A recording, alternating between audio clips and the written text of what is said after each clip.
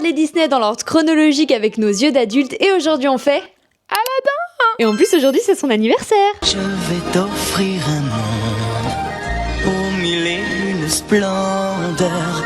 Dis-moi princesse, n'as-tu jamais laissé parler ton cœur? Dans mon humour pour la vie privée. Bon alors, qu'est-ce qu'on en a pensé d'Aladdin? Est-ce qu'on me pose vraiment cette question? Est-ce qu'on pose vraiment la question? J'adore ce film. Est-ce que ce serait pas l'un de tes Disney préférés? Petit disclaimer quand même, parce que là je me suis rendu compte c'est quand même un petit peu limite, des fois un petit peu raciste, donc ça je cautionne pas. Le reste, j'adore. Mais elles sont beaucoup plus subtiles que d'autres dans les Disney d'avant. Ouais, c'est le génie, il se laisse poser des ailes quoi. Ça inculque plutôt des bonnes valeurs. Ça inculque. Oui, non?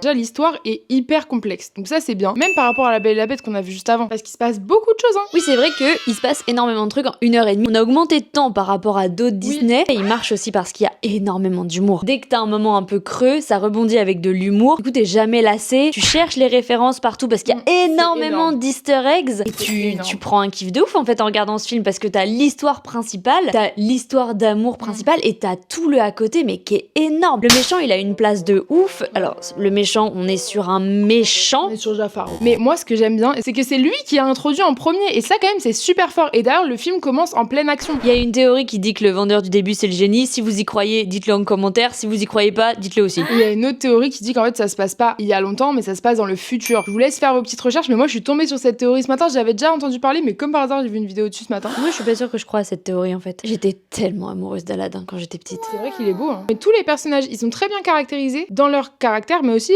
dans leur chara-design, quoi. Ils sont vraiment très beaux. En fait, tu te souviens de tous les personnages. Il y en a pas un que t'oublies un petit peu sur le teco. Tous les personnages sont importants et il y en a pas tant que ça. Et d'ailleurs, j'y pense, le sultan, il a pas de petit pote animal. Non. Ça se fait pas. En même temps, vu comment il traite Iago, il y a quand même quelques incohérences dans le film. En fait, le génie porte vraiment ce film parce que à partir du moment où c'est un génie qui peut faire apparaître, se transformer, etc., il y a un éventail de possibilités qui est énorme et il l'utilise à fond dans le film. Moi, j'aime bien parler de la lumière. Et là, je trouve que cette fois-ci, il y a pas trop d'ombres. Enfin, il y en a quelques-unes parce que vous savez, j'adore les ombres. Mais il y a des lumières portées, un peu des mille et une nuits, qui sont trop belles. Voilà. Et les chansons aussi, parce qu'on peut pas finir sans parler des chansons. Je peux reprendre le micro? Non, c'est mon anniversaire, je garde le micro. Eh bien, le prochain, ce sera Le Roi Lion, aka le film qui a traumatisé des générations d'enfants. Mais... On a hâte? Bah grave. Oui. Ah, mais on n'a pas demandé aux gens c'est quoi leurs vœux. On a même pas dit nous, ça serait quoi nos vœux. Mais ça se dit pas les vœux. Si t'ouvrais un génie. Si t'ouvrais un génie.